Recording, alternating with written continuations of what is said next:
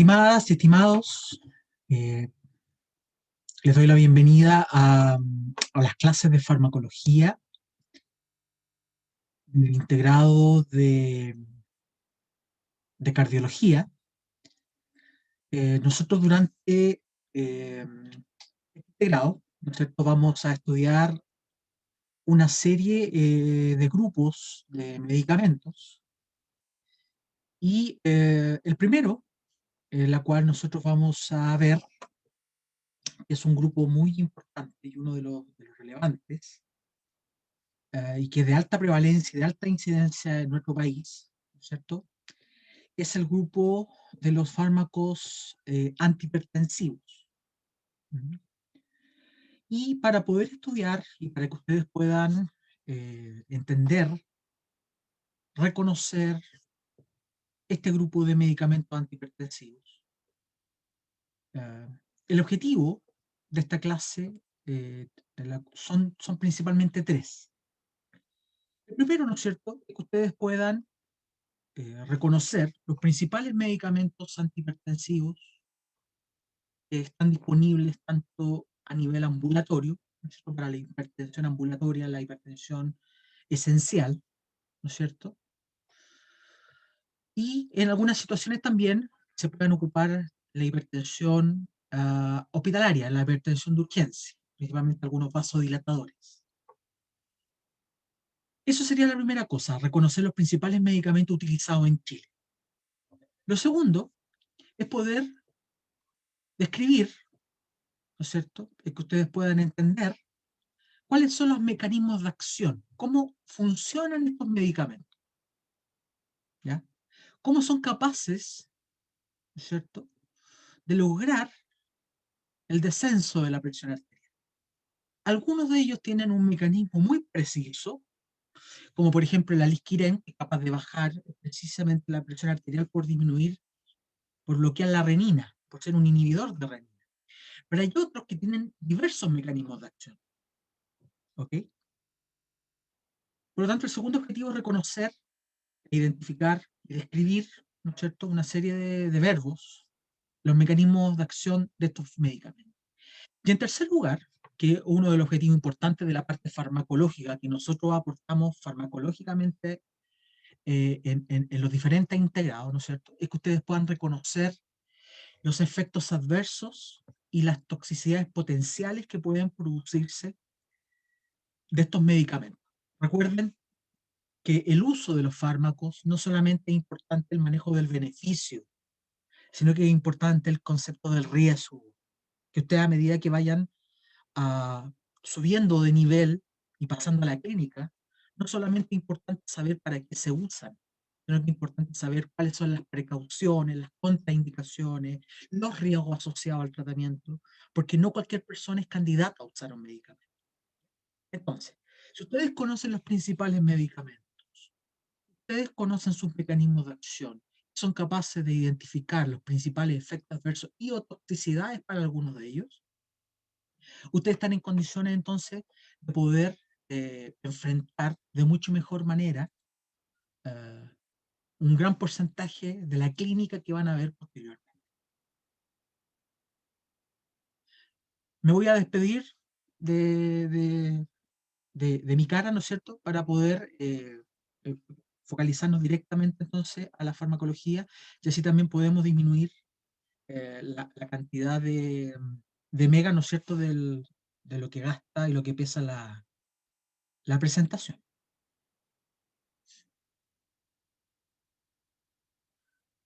¿Qué es lo que buscan? Principalmente si entramos, ¿no es cierto?, hacia lo molecular o hacia lo fisiológico, hacia lo fisiopatológico. Los fármacos antihipertensivos, ¿no es cierto?, podemos tener una modulación tanto en el corazón, en el volumen sanguíneo y en la musculatura lisa vascular. Pero también nosotros podríamos tener un control en los riñones. Eso también es un elemento importante, ¿ya? Entonces, acuérdense que antiguamente, o lo que uno siempre aprendió al principio, cuando uno se le enseña así como lo más sencillo de la hipertensión, que uno piensa que esto es un descenso de la presión, un aumento de la presión arterial y que esto solamente estuviese gatillado como un problema de los vasos sanguíneos. Pero si ustedes lo tienen mucho más claro y si tienen una mirada mucho más grande de lo que es el cambio de la presión arterial, el tener un problema de la presión arterial no solamente es un problema de los vasos, no es solamente un problema del volumen sanguíneo, sino que puede deberse a un problema cardíaco, puede deberse a un problema renal y puede deberse quizás a otros inconvenientes mucho más específicos. Entonces, la mirada de la presión arterial tiene que ser una mirada bastante más compleja. ¿Mm? E inclusive, ¿cierto? Si ustedes miran la fisiopatología de la hipertensión arterial, un gran porcentaje de la población ni siquiera sabe la razón por la cual tiene hipertensión arterial. Fecha sería el eje renina-angiotensina, uno de los responsables de la elevación de la presión arterial. ¿Mm? Y por eso que existe un grupo de medicamentos que serían los más utilizados. Pero inclusive ni siquiera se sabe la razón por la cual tendría una elevación de la presión arterial. Pero ahora, si uno quisiera ver los blancos o los objetivos de la regulación de la presión, sería controlar el corazón, el volumen sanguíneo, la musculatura lisa, y también podríamos involucrar al riñón como un objetivo del control de la presión arterial. Bueno, si uno entra también a una clasificación general o una clase extremadamente básica, siempre se recomienda, ¿no es cierto?, el control del sodio, una dieta, el control del tabaco y el alcohol como procesos proinflamatorios y prooxidantes, ¿no es cierto?, que son los que van deteriorando el endotelio y una serie de otros procesos oxidativos. Y por supuesto que tenemos que focalizarnos en el tratamiento antihipertensivo.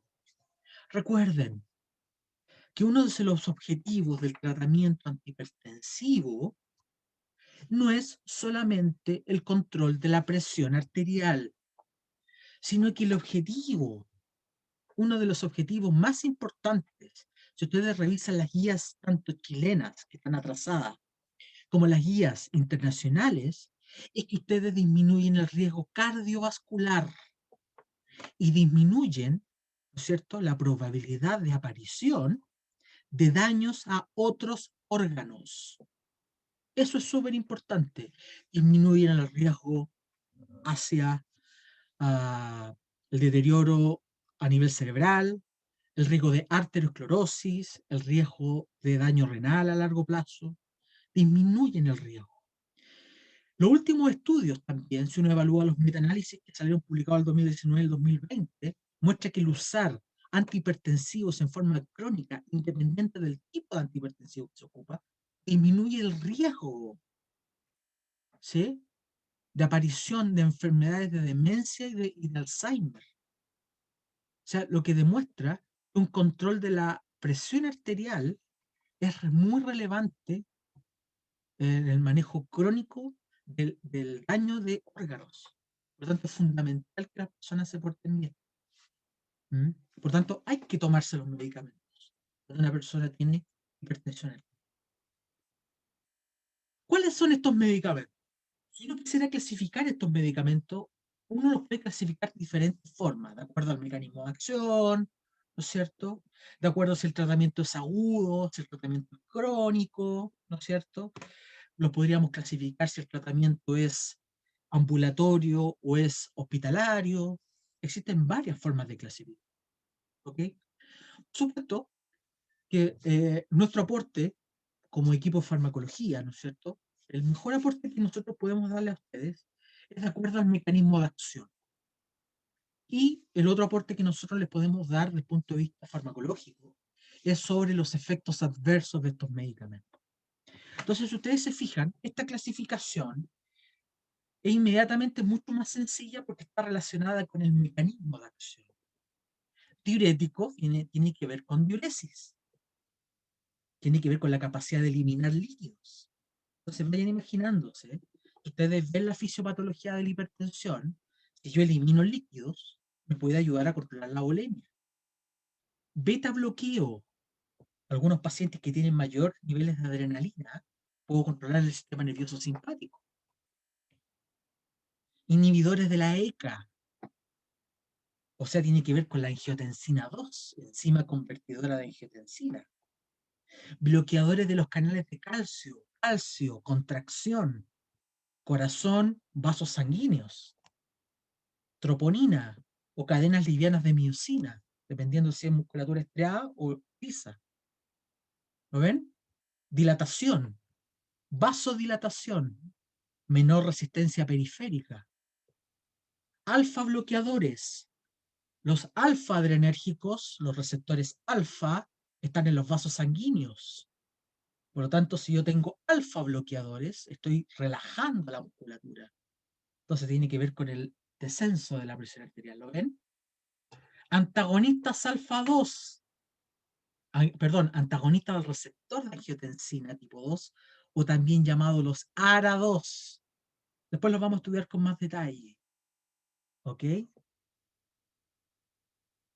Bueno, y en algunas situaciones, por ejemplo, que no son en pacientes crónicos, sino que muchas veces, a veces no son tanto antihipertensivos, sino que son medicamentos que se usan, por ejemplo, para la angina, que los vamos a estudiar en unas clases más adelante. Son los antianginosos, los nitroderivados, nitrocruciato de sodio, la nitroglicerina, pero que en algunas situaciones también nos pueden servir para algunas hipertensiones. ¿Mm? Porque tiene que ver con el óxido nítrico. ¿Lo ven? Entonces, si ustedes se fijan, al mirar esos nombres,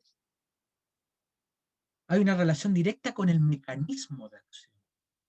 Por lo tanto, los nombres también tendrán una relación con el mecanismo de acción. Entonces, cuando vean estas familias, estos fármacos también tienen nombres, ustedes los van a poder relacionar inmediatamente con la familia. ¿Ok? ¿Qué es lo que vamos a ver después?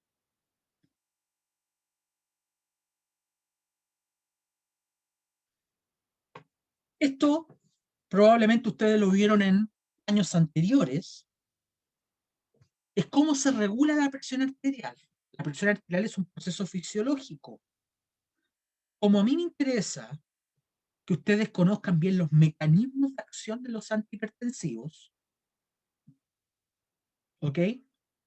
Es muy importante que ustedes tengan claro cómo se controla la presión arterial. Y la presión arterial, recuerden que es esto. Se controla en función de lo que pasa en el corazón y en función de lo que pasa en la periferia, ¿cierto? Y el gasto cardíaco, ¿cierto? Depende mucho de lo que pasa con la frecuencia cardíaca y la contractibilidad. Entonces, ¿qué pasa si un medicamento afecta la contractibilidad? ¿Qué pasa si un medicamento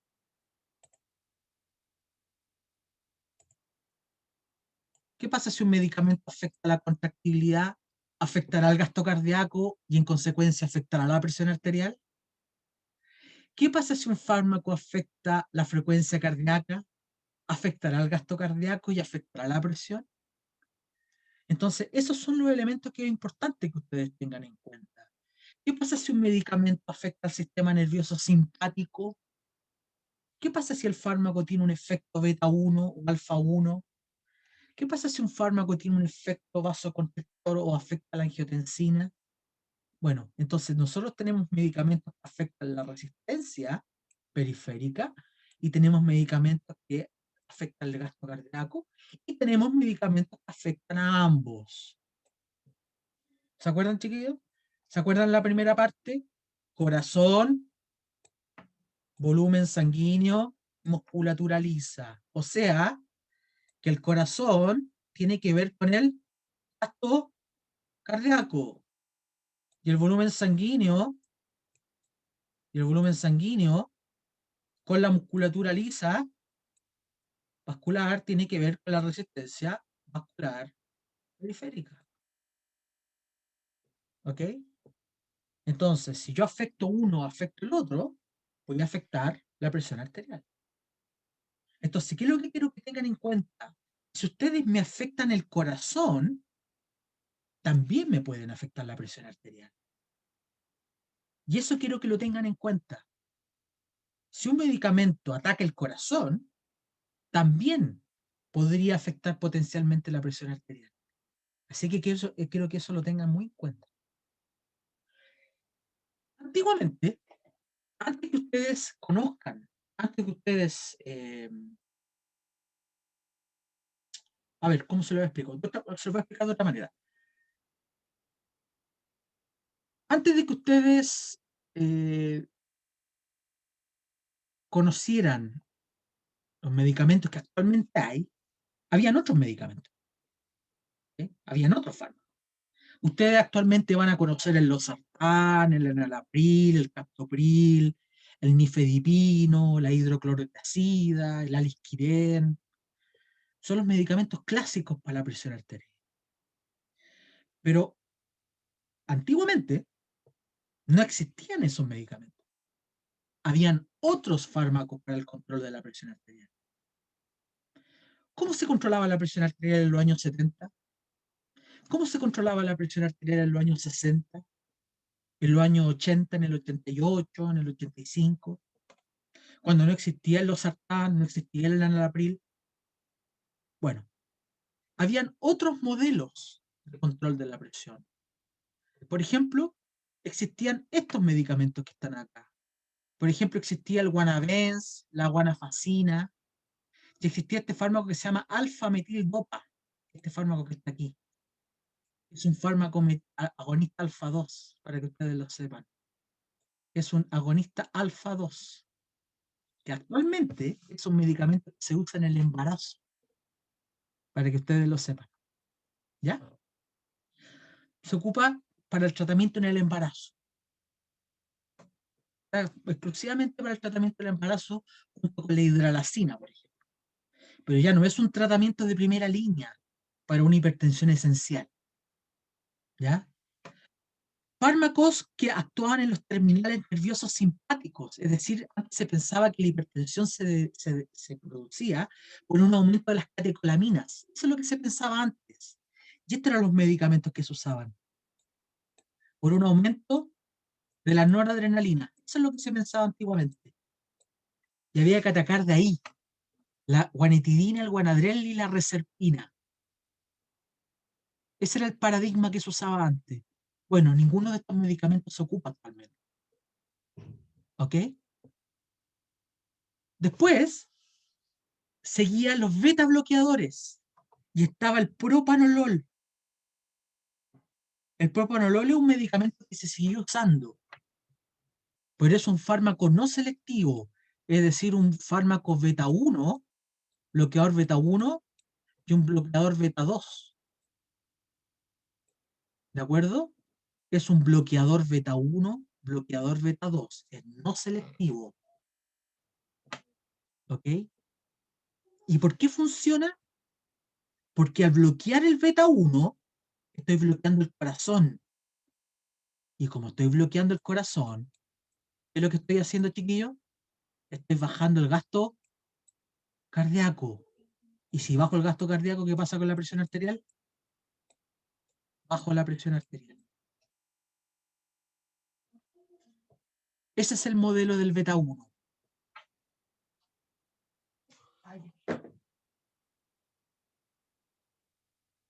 Estoy bajando el beta 1.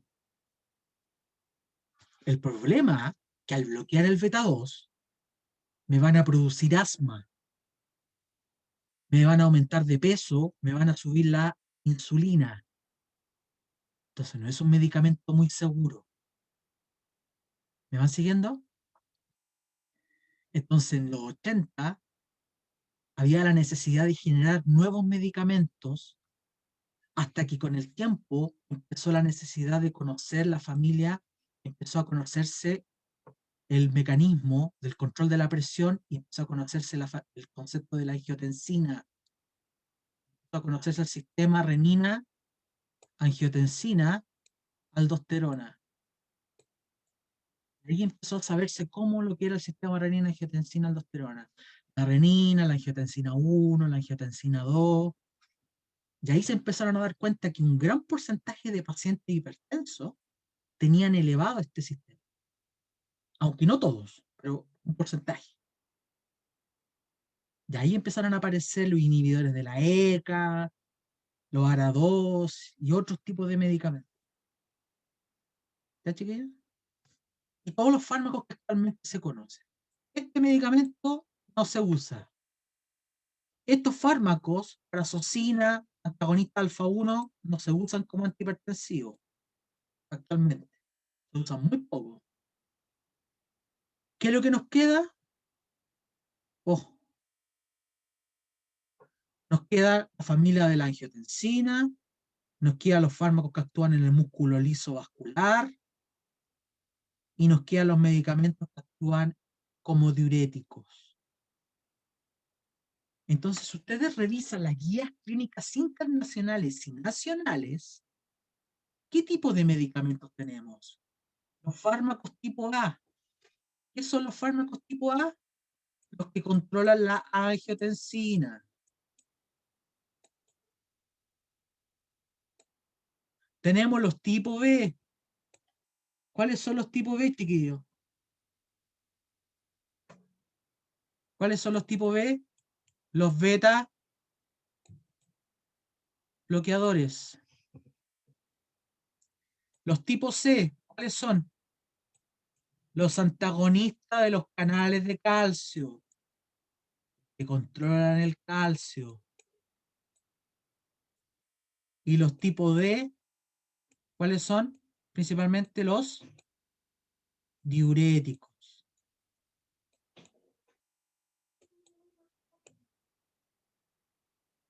Más otros.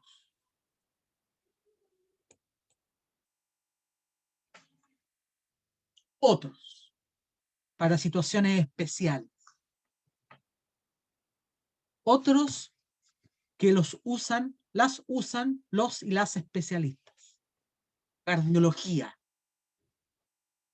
Por lo tanto, medicina general, EUNACOM, ¿sí? Concepto de angiotensina, beta bloqueador, antagonistas de calcio, diuréticos. Esos son los fármacos más importantes que ustedes deben conocer para el manejo de la hipertensión arterial. Y los otros son tratamientos de especialidad. ¿Ok? Los que están arribita son los fármacos antiguos, los medicamentos que en algún momento se usaron, para que ustedes lo sepan. Les cuento un concepto histórico. El minoxidilo, para que ustedes lo sepan, ese que está ahí, el minoxidilo se usaba como antihipertensivo. ¿Sí? Cuando yo en mi época estudiante también, en el año 98-2000, estaba estudiando en la U, el minoxidilo se ocupaba como antihipertensivo. ¿Saben cuál era el efecto adverso del minoxidilo? Que a la gente le salía pelo, para que ustedes lo sepan. ¿Sí? Pelo. Como habían otros medicamentos mucho más seguros, estaba el losartán, el valsartán, el enalapril, medicamentos que y eran mucho más eficaces que el minoxidilo. Los laboratorios que tenían el minoxidilo se lo vendieron a laboratorios de cosmética. Por lo tanto, el minoxidilo, en vez de usarse como antihipertensivo, se empezó a usar como medicamento o como tratamiento cosmético para que las personas que tenían calvicie se empezaran a usar para generar mayor pelo. O sea, se usaba como crema de minoxidilo, para que ustedes lo sepan. ¿Ya? Ese es el dato que les quiero dar. Ya, chiquillos y chiquillas, entonces aquí ustedes pueden observar entonces la clasificación de los diuréticos, que es lo que hacen. Y esto es importante. Los diuréticos, ¿por qué eliminan agua? Los diuréticos eliminan agua porque, ¿por qué? Porque gracias a la eliminación de sodio, los diuréticos no eliminan agua porque sí. Se debe a que inhiben la reabsorción de sodio. Nosotros, ¿sí? En el curso de nefrología, en unos meses más, vamos a estudiar con mucho detalle la diuresis, vamos a estudiar los diuréticos. Por lo tanto, aquí nos vamos a centrar solamente en los principales mecanismos de acción y en algunos aspectos de la diuresis. ¿Ok? Así que ahí vamos a estudiar con mucho más detalle los mecanismos, de cómo funcionan y con lujo de detalle. Pero aquí hay elementos importantes. Esta eliminación de agua se debe por arrastre de sodio. O sea, que en primer lugar viene el sodio. Cuando viene el sodio, por detrás viene el agua. O sea, por un proceso de osmosis el que ocurre. ¿Ya, chiquillas, chiquillos? Eso es importante. Y como se está generando un bloqueo de la reabsorción de sodio, se están afectando canales y se están afectando los potenciales de membrana en el nefrón. Eso va a traer repercusiones en los electrolitos. Por lo tanto, hay que monitorizar los electrolitos en los pacientes. No solamente pensar de que el paciente está bajando la presión arterial, sino que cada cierto tiempo hay que medir los electrolitos. ¿Por qué? Porque el paciente está perdiendo sodio, vamos a ver que pierde potasio y otros electrolitos. ¿Ok? Entonces tenemos los fármacos que regulan la angiotensina, los fármacos adrenérgicos y los vasodilatadores que tienen que ver principalmente con la familia, los antagonistas de calcio.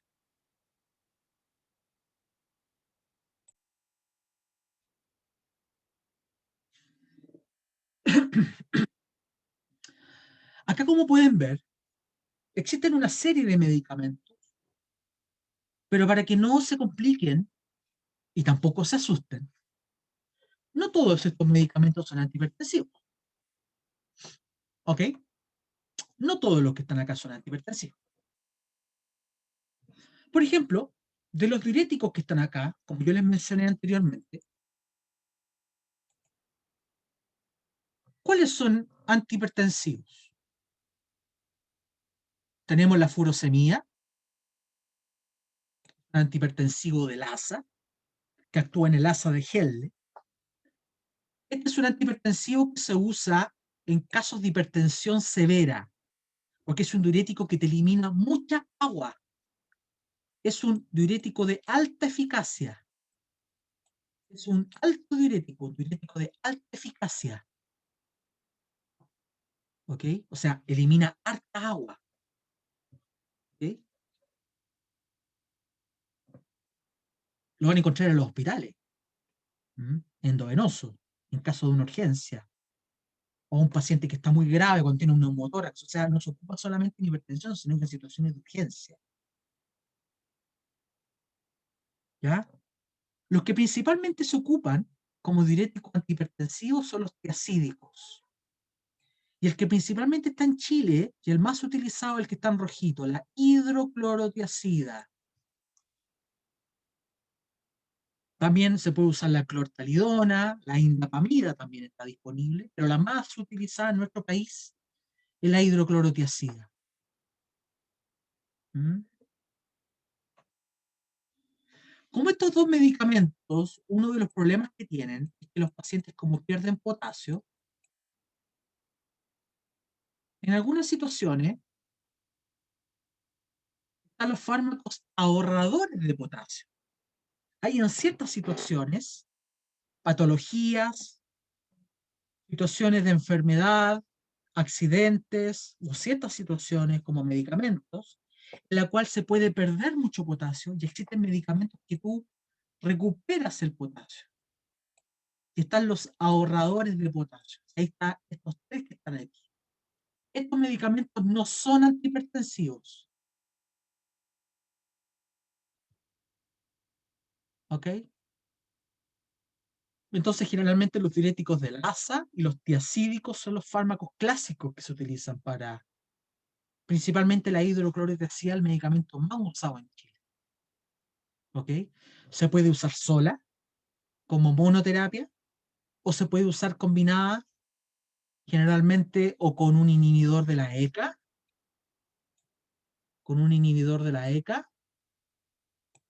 o combinado con algún antagonista al receptor de angiotensina. Tenemos los beta bloqueadores, el atenolol, el propanolol, el carvedilol. Tenemos los inhibidores de la ECA, que pueden terminar en prilo, dependiendo de la traducción, o ustedes los van a encontrar como pril. ¿Ya? ¿Por qué les digo esto? Porque es un metabolito activo. El fármaco, per se, es inactivo. Y cuando pasa por el hígado, se activa. ¿Vale, chiquillas, chiquillos? Eso es importante. La mayoría de los inhibidores de la ECA, cuando pasan por el hígado, se activan. Por eso que el captopril es tan utilizado como sublingual. El captopril se ocupa para las urgencias, porque cuando se pone debajo de la lengua, no pasa por el hígado y automáticamente se activa. O sea, ya viene activo. ¿Ok? Y el efecto es muy rápido. Entonces, fíjense que los inhibidores de la ECA terminan en pril. Los antagonistas, los ARA2, estos se llaman ARA2, terminan en sartán, losartán, valsartán, irbesartán. Tenemos los bloqueadores de los canales de calcio, la familia C, ¿se acuerdan lo que les comentaba la familia C? Terminan en dipina o dipino. Y hay dos medicamentos que tienen un nombre raro que se llama diltiazem y verapamilo. Que ahí les voy a mencionar de qué se diferencian. ¿Ya? Hay varios medicamentos especiales de estos fármacos. ¿Ya? Si ustedes se fijan, hay varios medicamentos antihipertensivos. Esta clase es una clase muy densa porque tiene muchos medicamentos para la presión. Recuerden que hay muchos fármacos para la presión arterial. ¿Ok? Pero los vamos a ir viendo con detalle. Entonces, tenemos los medicamentos, ¿no es cierto? Que como yo les mencioné, no todos los diuréticos son para la presión arterial. Tenemos los agentes que actúan en el loop, o sea, que en el asa de Henle, la furosemida, tenemos el grupo 3, acá, furosemida. Y estos fármacos actúan en el tritransportador, aquí, sodio, potasio, cloruro. Y tenemos las tiacidas, la hidroclorotiacida que actúa a nivel 4, aquí. Esto, chiquillas y chiquillos, es muy importante porque ambos inhiben la reabsorción de sodio, es decir, impiden que el sodio se reabsorba, impiden que el sodio vuelva, impiden que el sodio vuelva. La pregunta es la siguiente, recuerden que dependiendo de la cantidad de sodio que yo excreto, es la cantidad de agua que sale. ¿Se acuerdan? Si yo excreto poca agua, perdón, si yo excreto poco sodio,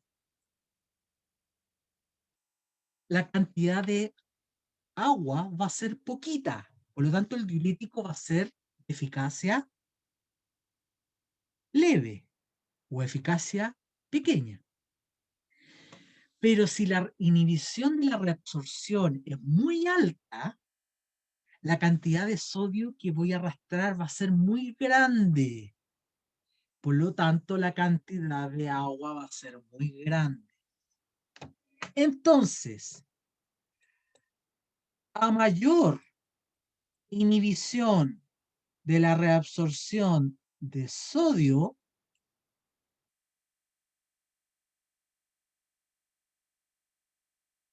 mayor excreción, eso es una X, mayor excreción de sodio. Si tengo mayor excreción de sodio, mayor,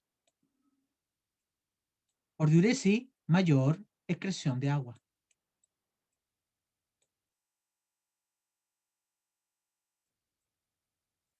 En consecuencia, mayor diuresis.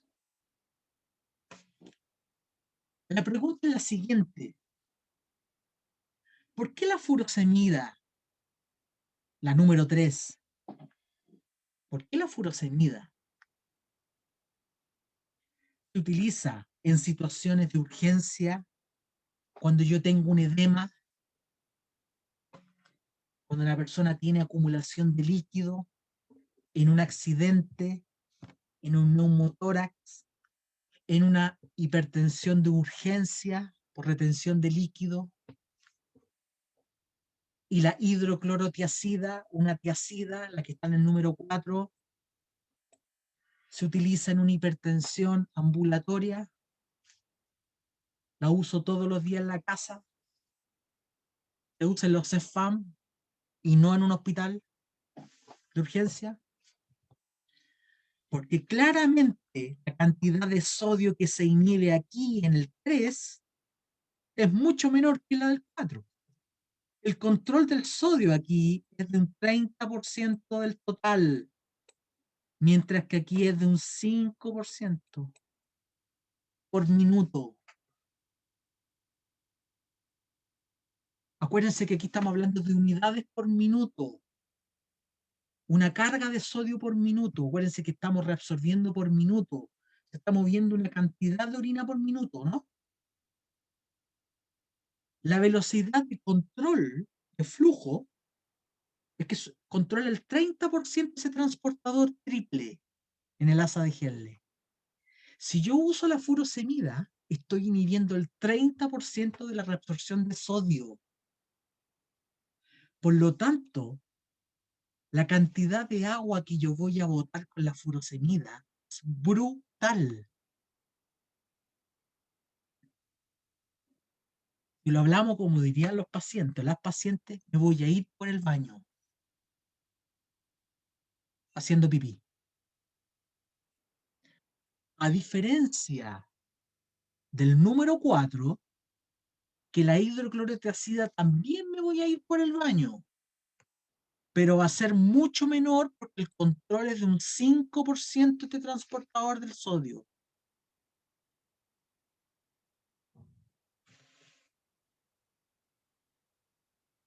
Espero que entiendan el mensaje. Por eso que la furosemida es un diurético de alta eficacia. Por eso que la hidroclorotiazida es un diurético de mediana eficacia y por eso que los diuréticos ahorradores de potasio son diuréticos de baja eficacia porque controlan entre un 1 y un 2% la excreción de sodio. O sea, no controlan casi nada. No son buenos diuréticos. Entonces, en una situación de urgencia, hipertensión de urgencia, furosemida. Hipertensión crónica ambulatoria, hidroclorotiazida o uso de tiazidas. Ahorrador de potasio, ocupo los de aquí. ¿Vale? Lo mismo que hemos estado conversando. Los diuréticos tiacídicos, inhiben la reabsorción de NaCl a nivel del túbulo contornado distal y controla el 5% de la reabsorción del sodio, que es lo que está aquí. Por lo tanto, la cantidad de sodio que vamos a excretar es bastante más rasca que la furosemida. Hipertensión, insuficiencia cardíaca, pero una insuficiencia cardíaca estadio más bajo. Y tienen una serie de efectos adversos que yo ya les comenté que esto lo vamos a estudiar con más detalle en la parte renal. Pero uno de los problemas que tiene, aparte de bajar el sodio, quiero que tengan en cuenta que también bajan el potasio. ¿Está, chiquilla? Me bajan el potasio. Cada ciertos meses hay que medir el potasio, chiquillo. ¿Mm? Me lo bajan.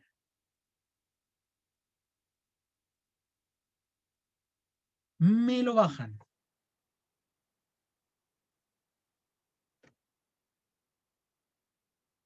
¿Ya? Tiene muy buena disponibilidad oral, mayor duración de la acción en comparación con otros diuréticos y los fármacos de primera línea en pacientes sin otros compromisos metabólicos. Andan bastante bien, ¿sí?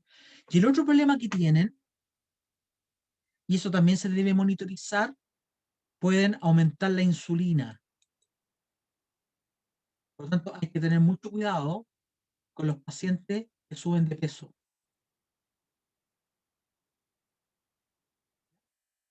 Hay que tener cuidado con los pacientes que suben de peso. O sea, no es llegar y usar hidroclorotiazida en cualquier paciente, ¿ya?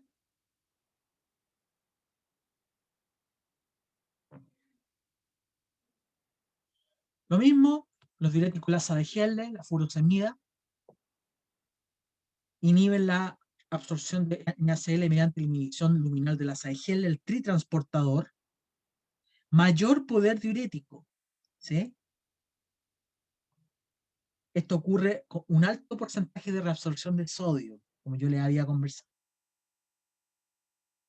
Edema pulmonar, sirve para la hipercalemia porque eso hace que baje el potasio. Pacientes con falla renal, fíjense que se producen varios efectos adversos, ototoxicidad, hiperuricemia, o sea, sube el ácido úrico, hipomagnesemia, hipocalemia. O sea, de aquí lo que se produce son calambres. A los pacientes le dan calambres cuando se las dan. ¿Ok? Y los diuréticos ahorradores de potasio se los dejo para que ustedes los vean porque no se usan principalmente como antihipertensión.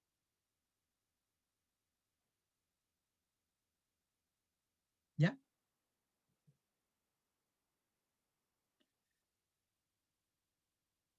Ahí les dejo ese resumen para que ustedes le echen una miradita. Pero claramente el que más hay que conocer con más detalle son la familia de los acídicos, que es la hidroclorotiazida, el medicamento más utilizado que ustedes más van a ver. Renina-angiotensina-aldosterona, ¿cierto? Tenemos la familia del sistema renina-angiotensina-aldosterona. En los años 90, ¿cierto? Salieron los inhibidores de la ECA, los medicamentos que eran capaces de bloquear la enzima convertidora de angiotensina, ACE en inglés o ECA en español, en la cual si nosotros bloqueábamos la conversión de la angiotensina 2, evitábamos todos estos efectos que estaban acá. Evitamos el crecimiento vascular, la hiperplasia, la hipertrofia, la vasoconstricción y la activación de la aldosterona. Por lo tanto, disminuíamos la resistencia vascular periférica principalmente, la vasoconstricción, y también se ha visto que disminuimos los efectos a largo plazo, tanto renales como cardíacos. La protección a largo plazo, que es lo que se demostró después. ¿Mm? Estos medicamentos tienen un efecto muy positivo en la disminución del riesgo cardiovascular, el riesgo de mortalidad. ¿Ya? Los inhibidores de la ECA, principalmente. Con el tiempo aparecieron los ARA2, que son los antagonistas del receptor de angiotensina, producto de una serie de inconvenientes que tienen los inhibidores de la ECA, principalmente los efectos adversos. Bueno, aquí están los efectos positivos que tiene el bloquear este receptor, ¿cierto? Se evita la vasoconstricción, disminuye la acción de la aldosterona, disminuye la hipertrofia del corazón, es decir, un efecto cardioprotector a largo plazo. Ese es un gran problema de la hipertensión. Los hipertensos se empiezan a hipertrofiar, ¿cierto? Disminución de las catecolaminas, disminución de la vasopresina, etcétera, etcétera, etcétera. Entonces, al bloquear la ECA, impedimos, ¿no es cierto?, entonces, que estos péptidos entonces se empiecen a cortar. ¿Ya? Entonces, esta ECA, al bloquearla, evitamos la formación de esta angiotensina 2, que es este péptido, ¿no es cierto?, de gran actividad biológica, ¿cierto?, que es la que se ha demostrado que es el causante de grandes efectos fisiopatológicos en el corto y en el largo plazo. problemas cardíacos, problemas renales, ¿cierto? Problemas vasculares, etcétera, etcétera. ¿Ya? Ya. Entonces, ustedes se fijan, la angiotensina 1, ¿cierto? Se transforma en angiotensina 2, producto de la ECA, y la angiotensina 2 produce dos efectos: vasoconstricción y secreción de aldosterona. Y eso hace que aumente la retención de líquido y aumenta la resistencia vascular periférica. Y eso va a generar un aumento de la presión arterial, ¿cierto? Eso por un lado. Pero también la ECA, la ECA, miren lo que produce también. La ECA rompe la bradiquinina. La ECA la rompe y produce metabolitos inactivos de la bradiquinina. La bradiquinina es una molécula que aumenta las prostaglandinas, que producen vasodilatación, por lo tanto no hay vasodilatación. Por lo tanto, cuando una persona, lo que se postula, que cuando una persona tiene hipertensión y está activada la ECA, hay un aumento de la angiotensina 2, y por otro lado, hay una disminución de la bradiquinina. Entonces, por eso que la inhibición de la ECA sería tan bacán. ¿Por qué? Porque si yo inhibo con inhibidores de la ECA, ¿qué es lo que haría? Disminuyo la angiotensina 2, por lo tanto, disminuyo la resistencia vascular periférica y disminuyo la retención de líquido, y por otro lado, aumento la cantidad de prostaglandinas vasodilatadoras. Esa es la propuesta que uno tiene respecto al uso de inhibidores de la ECA. Y eso se ha visto que tiene efectos tanto vasculares, cardíacos, renales, y por eso que tiene tantos efectos. Nosotros cuando estemos en riñón, cuando veamos el curso de nefrología, en unos meses más, vamos a tener clases de renoprotección. Y ahí vamos a ver los estudios clínicos, los metaanálisis, cómo se justifica el uso de los IECA en los pacientes con problemas renales. Y tiene que ver con esto. ¿Sí? No vamos a estudiar los mecanismos de cómo se produce el IECA en los pacientes renales, sino que vamos a estudiar los estudios clínicos en la cual se justifica la utilización de estos medicamentos en pacientes que tienen problemas renales. ¿Vale, chiquillos? Entonces, tiene que ver con esto. Entonces, a partir de la hipertensión arterial, se dieron cuenta que no solamente es importante para proteger al riñón, o sea, perdón, no solamente importante para bajar la presión arterial, sino que también es importante para proteger el corazón, para proteger del infarto cerebral y también para proteger la parte renal. Y por eso es que los pacientes que se portan bien, se toman los medicamentos, ¿sí? Sus tasas de mortalidad son muy bajas. Son pacientes que fallecen, inclusive muchos de ellos después de los 80 años, ¿sí? Porque está demostrado eso. Los que se portan mal y tienen una muy, muy mala calidad de vida y no se toman los medicamentos, son pacientes que sus funciones renales, después de 10 años, desaparecen. ¿Mm? ¿Ya, chiquillos? Entonces, esto es lo importante, como un feedback. Hipertensión arterial bien controlada, hemodinámica renal controlada. Y así. Por lo tanto, buen control de la ECA, buen control de la aldosterona, buen control de la angiotensina, buen control de la fradiquinina, y así sucesivamente se va generando un buen control renal, ¿sí? Y ese buen control renal va generando como un feedback positivo. Es decir, bueno, vamos bien, ¿sí? El riñón empieza a fallar y parece que eso se va generando un feedback negativo, que al final se va a traducir en un problema peor. ¿Ya?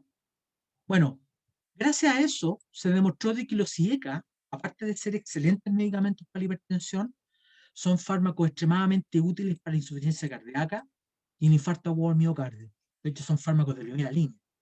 ¿ya?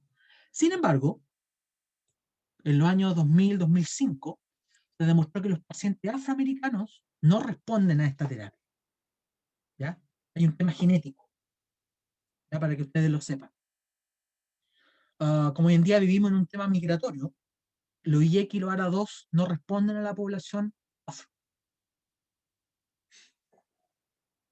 Captopril, potente inhibidor de la ECA, la comida reduce su biodisponibilidad oral, a diferencia del sublingual, que no afecta, que es sublingual. Si fuese oral, sí. En enalapril, que es una prodroga, ¿sí? Por lo tanto, es súper importante la función hepática del paciente. Si la persona empieza a tener problemas al hígado, estos medicamentos empiezan a perder su función, porque la persona tiene que tener el hígado funcional. ¿Ya, chiquillos? Eso es súper importante. ¿Dónde está el problema? Y yo me acuerdo de mi vieja, de mi madre, bueno, está viva, pero ella hipertensa hace muchos años. Mi vieja empezó a usar enalapril, me acuerdo en el año 90 y algo, finales del 90 y tanto. Le empezaron a dar enalapril cuando tuvo hipertensión y empezó a tener tos. Y me acuerdo que le daban antialérgico porque pensaban que tenía alergia. Y a los 2 años que salió en enalapril, se dieron cuenta que el causante de la tos eran los IECA, para que ustedes lo sepan. El gran problema que puede llegar al 20% de la población es la presencia de, es el uso de IECA. Los IECA pueden producir tos, que puede llegar al 20% de la población que ocupen, que prescriban. ¿Ok, chiquillos y chiquillas? Tercer objetivo es que ustedes conozcan los efectos adversos y la toxicidad de estos fármacos. Estos fármacos fueron uno de los fármacos que cambiaron la salud pública en el mundo. ¿Se acuerdan que les comenté que el propanolol, los beta bloqueadores eran más complicados? Se usaban los fármacos cerebrales. Al usarse estos medicamentos fueron muy efectivos. Como se masificaron su uso, empezaron a aparecer efectos adversos que nadie sabía. Otro que empezó a ocurrir fue la teratogenia, malformaciones congénitas. Empezaron a aparecer reportes de angiodema. ¿Mm? Como no se conocía tan bien esto, como es una enfermedad y no se sabe exactamente el mecanismo, se empezaron a abusar de las dosis y no conocer muy bien las dosis. Se empezaron a reportar casos de hipotensión, porque como es una enfermedad de ensayo-error, en ese tiempo no existían las guías clínicas como existen ahora. Ahora ustedes saben, van a conocer muy bien las guías clínicas, saben muy bien las dosis que hay que usar. ¿Ah? Pero antes no se sabía. Entonces, ahora se conoce bien. Ustedes saben que se puede partir con una dosis, se va titulando la dosis, se va viendo los efectos adversos. No se puede usar en el embarazo. Por lo tanto, una mujer que quiera embarazarse y está en hipertensión y usa enalapril o captopril o ramipril, tiene que programarse un embarazo. Si tiene tos, tiene que evaluarlo. ¿Mm? Tienen que controlar a cierto tiempo el potasio. Miren, como es un fármaco que afecta a la aldosterona, va a generar aumentos de potasio. Entonces, chiquillos y chiquillas, la pregunta que yo les hago, ¿ustedes podrían combinar enalapril más hidroclorotiazida?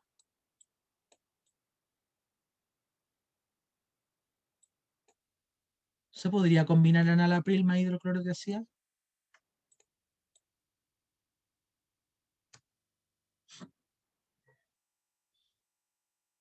¿Está dentro de las guías clínicas?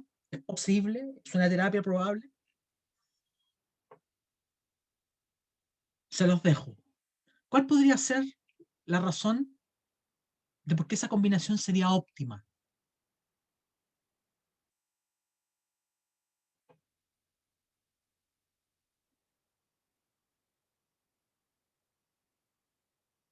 ¿ya? Entonces, al conocer los inhibidores de la ECA, al masificarse su uso, se dieron cuenta que, ojo, ojo, bien, estamos felices de que haya medicamentos bacanes, son muy buenos estos fármacos, para el control de la hipertensión arterial. Los datos son súper buenos, pero cuidado, cuidado. Hay que controlar el potasio, cuidado con las personas que, que se van a embarazar o que están embarazadas. Fíjense que ahora la mayoría de las mujeres están dejando los embarazos para después de los 30, después de los 35 años. No era como antes que los embarazos eran a los 20, a los 25.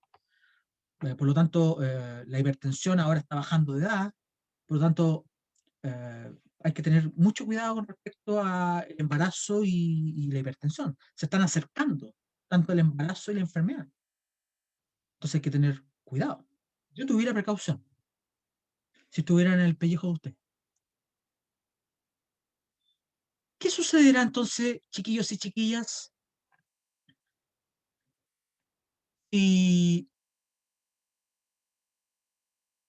por algún motivo, razón o circunstancia los IECAS no se podrían ocupar porque el paciente no responde, la paciente no responde porque tiene nula eficacia o tiene muy baja eficacia o tiene los efectos adversos? El paciente tuvo antecedentes de angiodema, tiene tos. Por ejemplo, el caso de mi vieja que no funcionó. Tenía tos. En el Alapril no anduvo. ¿Qué hicieron los laboratorios? Aparecieron los ARA2. O sea, en vez de inhibir la enzima, ahora lo que vamos a hacer es bloquear al receptor de angiotensina. Aquí. De resumo, 20 años de estudios. Se demostró que clínicamente hacen exactamente lo mismo. Todos los endpoints, todos los outcomes, la mayoría de los outcomes primarios clínicos se han demostrado que hacen lo mismo. Los mismos parámetros de reducción de presión arterial, la mayoría de los usos clínicos son todos iguales. ¿Sí? Ahí están, ustedes se fijan, los fármacos se van titulando la dosis, se parten dosis bajas, se va aumentando la dosis hasta la tolerancia del paciente y cómo va controlando. Fíjense que la característica que tienen es que se usan una vez al día. Eso mejora la adherencia o compliance. ¿Ok? Y tienen lo mismo, son antihipertróficos, es decir, protegen al corazón, no afectan la frecuencia cardíaca ni el gasto cardíaco, por tanto tienen que ver con la resistencia vascular periférica. ¿Ok? Controlan la aldosterona, controlan el sodio, ¿m? Y una serie de mecanismos que clínicamente son comparados con los ECA. No producen tos, pero sí tienen casi todos los otros efectos adversos comparados con los IECA. Fíjense, eficacia similar a los IECA. Sin embargo, el inicio hipotensor es más lento porque no tienen el efecto en la bradiquinina. ¿Se acuerdan que la bradiquinina tiene que ver con el control de la ECA? Como este fármaco no actúa en la ECA, no tiene efecto en la bradiquinina. Por lo tanto, no va a tener la misma velocidad hipertensora.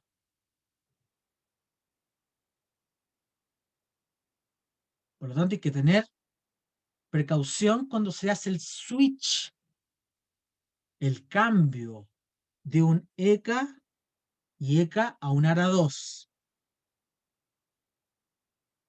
Hay que observar al paciente. Hay que hacer una reducción gradual de uno y un aumento gradual del otro. ¿Vale, chiquillas, chiquillos? Para que no interfiera.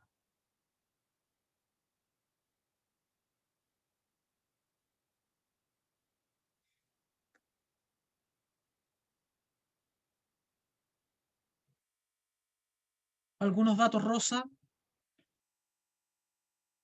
simplemente contenidos por si llegan a ser preguntados en la prueba, pero no tienen mayor importancia.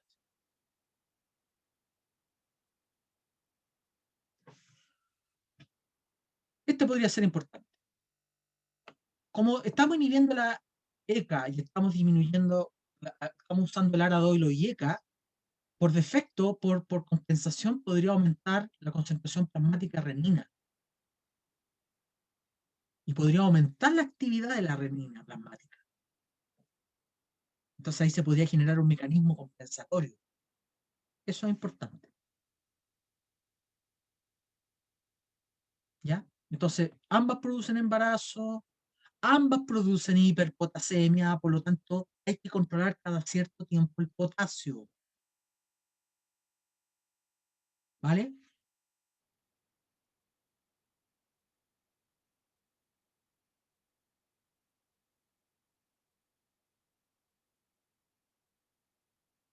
Esto quiero que lo tengan súper claro. Potasio.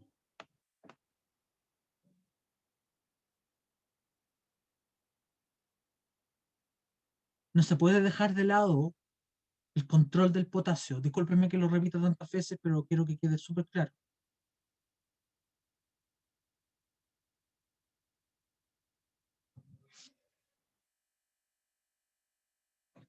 Bueno, ahí ustedes se van a dar cuenta que la monoterapia se puede usar, pero ustedes lo van a poder usar en combinaciones con diferentes grupos de medicamentos.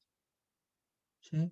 Y no recomendable, aunque esto está ahora en discusión, el IECA con ARA2 con IECA están bastante en discusión. Los últimos datos muestran de que no habría mayor problema.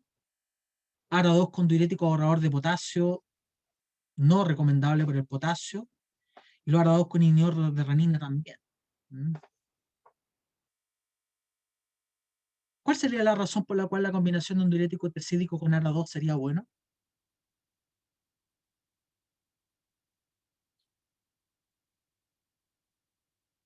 Si alguien después tiene la respuesta, podemos conversar.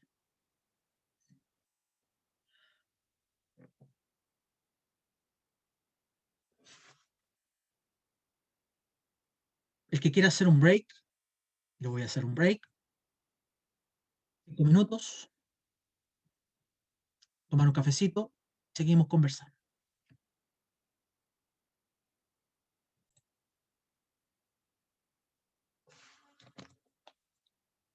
Tenemos el Alisquirén, como ustedes pueden ver, que este es un medicamento que en Chile se ocupa bastante poco, pero para que ustedes vean que el Alisquirén tiene la característica de inhibir directamente la renina. De hecho, así se llama, inhibidor directo de renina, ¿sí? En la cual impide que el angiotensinógeno, ¿cierto? Ustedes se fijan, el angiotensinógeno ingresa a la renina, al lado izquierdo, y se transforme en angiotensina 1. Entonces, en este caso, como ustedes ven acá, donde dice stop, el angiotensinogen no puede ingresar. Entonces, la renina en presencia del isquirén, al no poder ingresar, no se puede transformar. ¿Ya? Y lo que se observa acá, si ustedes se fijan, los IEC y los ARA2 aumentan la renina, la actividad de la renina plasmática. Entonces, se puede generar un mecanismo compensatorio, explicando entonces que un porcentaje de pacientes no respondan a la terapia o que se llamen pacientes refractarios o no respondedores, a diferencia del isquirén, que no genera aumento en la renina. ¿Mm? Ahora, los medicamentos finalmente que no han tenido la respuesta clínica o aceptación clínica que finalmente uno espera, a pesar que su precio también es bastante caro comparado con el Losartán, el Enalapril y otros medicamentos. Por lo tanto, mm, no debería tener mayor problema. ¿Sí? Tienen otros efectos clínicos, efectos aditivos, disminución de la hipertrofia ventricular, tienen algunos efectos adversos como diarrea, ¿cierto? Hipercalemia, pero en general han tratado de incorporarlo, se han reclutado a key opinion leaders, sea personas que que los laboratorios le han pagado para que hagan paper, reportes, presentaciones, pero finalmente no han logrado la incorporación como fármaco de primera línea o de segunda línea, o dentro de las guías clínicas, finalmente. ¿Mm? Porque tenemos medicamentos que al combinarlos, al manejarlos de la mejor manera, no, tienen una terapia bastante eficaz, ¿mm? Finalmente. Simplemente quiero que lo tengan. Esto está dentro de los otros. ¿Ya? También están los fármacos adrenérgicos. Están los antagonistas alfa 1, aquí está la familia de la prazosina, que también son fármacos que se usan bastante poco dentro de de la farmacología actual del manejo de la hipertensión arterial. Son fármacos que actúan directamente en los vasos sanguíneos, los antagonistas alfa 1. ¿Sí? Y también tenemos los fármacos que podrían ser antagonistas beta 1, que son los que al disminuir el receptor beta 1, están disminuyendo el gasto cardíaco. Y principalmente uno de los fármacos que podría tener un efecto importante en la presión arterial sería el atenolol, por una acción beta 1 directa. ¿Ok? Como yo les mencioné en alguna diapositiva anterior, tenemos el propanolol, ¿cierto? El atenolol, si ustedes se fijan, es específico, el propanolol es no selectivo, y el carvedilol, que si ustedes se fijan es como el propanolol, beta 1, beta 2, pero tiene una acción vasodilatadora. ¿Ok? O sea, esto es importante. ¿Por qué? Porque el carvedilol, si fuera beta 1, beta 2, produce una taquicardia. Pero al tener una acción vasodilatadora, no produce una taquicardia refleja. Y eso hace que también el carvedilol sea un fármaco utilizado como antihipertensivo, pero también ustedes lo van a ver en otro tipo de patología, lo van a ver en insuficiencia cardíaca también. ¿Mm? ¿Ya? Entonces, estos fármacos lo que hacen es disminuir la fuerza contráctil, disminuir la frecuencia cardíaca, también disminuyen el automatismo, la conducción, el consumo de oxígeno miocárdico, por lo tanto también los van a ver como antianginosos, ¿cierto? Gasto cardíaco, disminuye la presión arterial. O sea, aparte de antihipertensivos, los vamos a ver como antianginosos, algunos de ellos lo van a ver para los medicamentos para la insuficiencia cardíaca, ¿sí? Por lo tanto, los beta bloqueadores tienen una versatilidad, porque el mecanismo beta es bastante ubicuo, es decir, participa en varios procesos fisiopatológicos.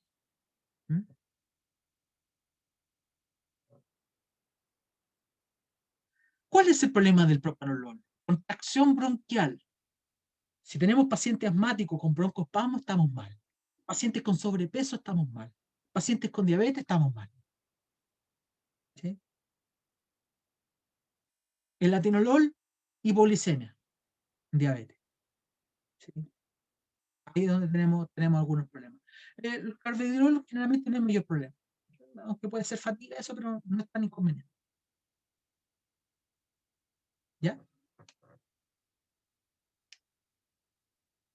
Lo mismo.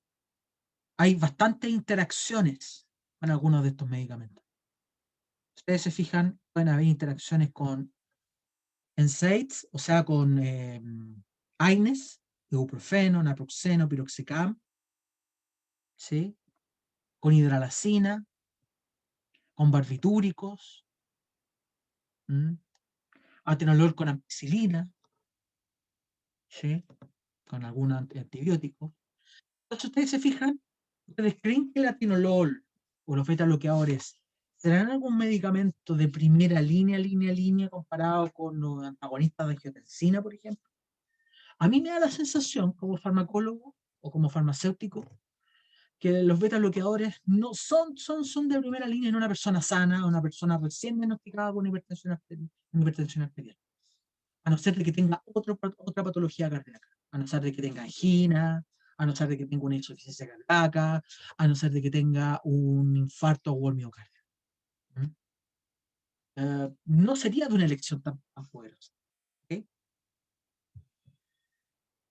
La clonidina es un fármaco que actúa a nivel del sistema nervioso central, y el otro medicamento es la metildopa, que ya les comenté, es un fármaco usado en el embarazo. Eso es lo que van a ver actualmente. La alfa-metildopa y la clonidina. Aquí están. Ahí está la clonidina. La clonidina. Actúa con el receptor alfa 2. ¿Ok? Ese receptor, que es un receptor sináptico, genera un feedback negativo. Eso ayuda a la liberación de norepinefrina. ¿Ok? ¿De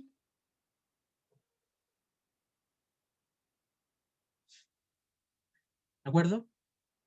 Entonces, fíjense, aquí está la alfa-metildopa, se transforma en alfa-norimetildopa, se almacena en vesícula y sustituye a la noradrenalina ante un estímulo, se libera el falso neurotransmisor, que actúa sobre el alfa-2 central, disminuyendo los estímulos adrenérgicos periféricos. ¿Ya? Es una de las pocas drogas que se usan en el embarazo. Tenemos la hidralacina, se los dejo para que lean porque ya es una droga que no tiene mucho uso.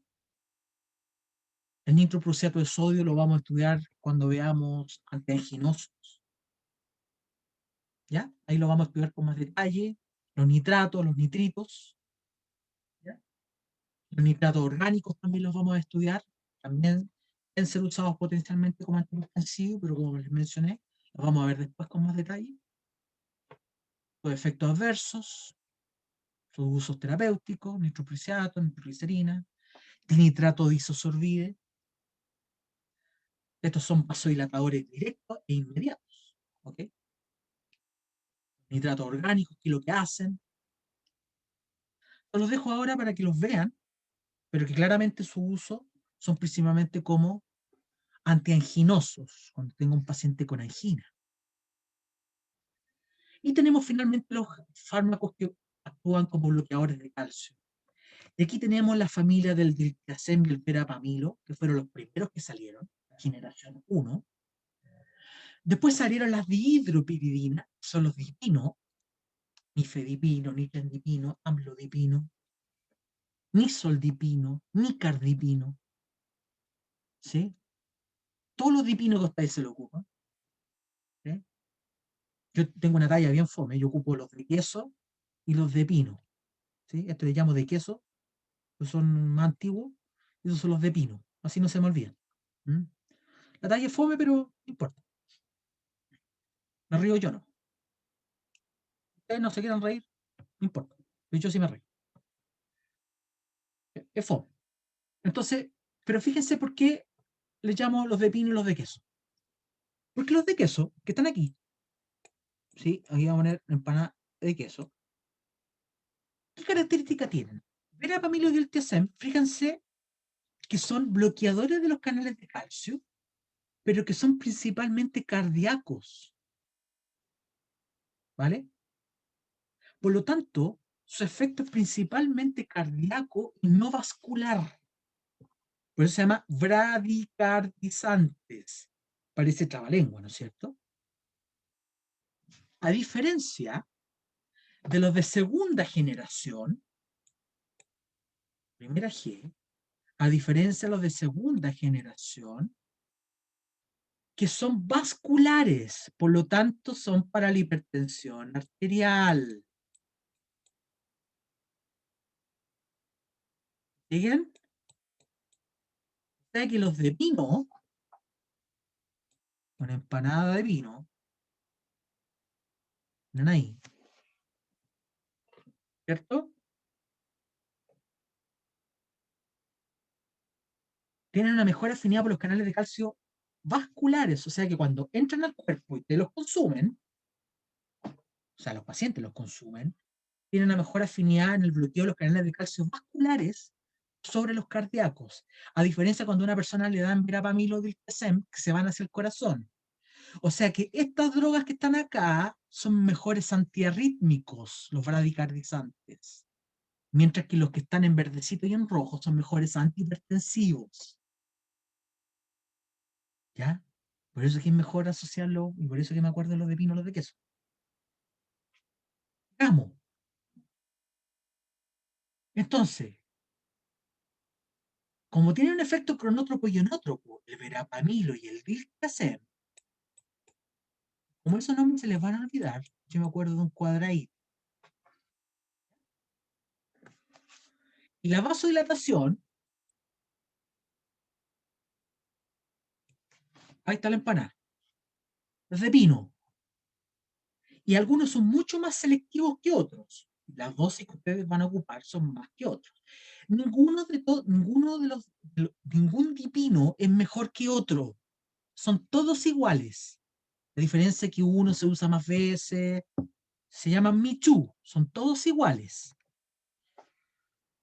Entonces, los de queso se ocupan como antanginosos. Y los antihipertensivos son los de pino. ¿Ya?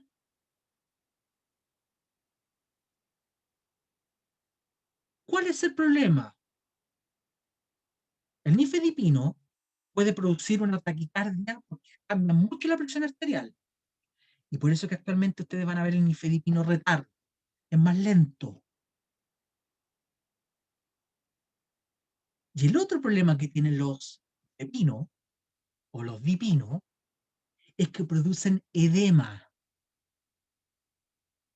Y por eso que actualmente en Estados Unidos ya salieron los de tercera generación, que se llama lacidipino y lercanidipino, los nombrecitos. Y estos fármacos no producen más de un 4% edema en los pacientes, en los estudios clínicos que supuestamente hicieron ellos. Hay que ver si realmente no producen edema. ¿Por qué les digo esto? Porque estos fármacos, la principal razón de que los pacientes de los diuréticos, de los antagonistas, de los IECA, de los ARA2 y de los beta-bloqueadores, los antagonistas de calcio son los medicamentos que más la gente deja de usarlos. Y una de las razones por el edema. ¿Ok? En Chile no está ninguno de los nuevos, el acidipino ni el ercanidipino. ¿Mm? En Chile está el amlodipino, el nisoldipino, el felodipino. ¿Mm? Entonces, ¿cuáles son los medicamentos que quiero que ustedes conozcan? Los fármacos que actúan los sartán, los fármacos que bloquean el receptor beta 1 principalmente. Ay, ¿por qué suena? ¿Por qué suena así? No quiero la pluma. Ay, ¿ya? Quiero que conozcan bien los diuréticos, principalmente los tiacídicos. Quiero que conozcan bien los fármacos que actúan vasculares, principalmente la familia del C, que son los fármacos del calcio, ¿no es cierto? Y quiero que conozcan la familia A, ¿no es cierto? La familia B, la familia C y la familia D. ¿Vale? Bien, eso sería. Le agradezco su tiempo, le agradezco la dinámica, pero se van a dar cuenta que esta clase es muy importante y es la primera que quise hacer, porque la mayoría de los medicamentos que ustedes van a ver en cardiología tiene que ver con estos medicamentos de acá, así que va a ser de mucha utilidad para lo que van a ver desde aquí en adelante. Esta es la clase más larga, porque las demás van a ser clases mucho más específicas. Un gusto, chiquillos y chiquillas. Que estén muy bien. Será hasta próxima oportunidad. Adiós.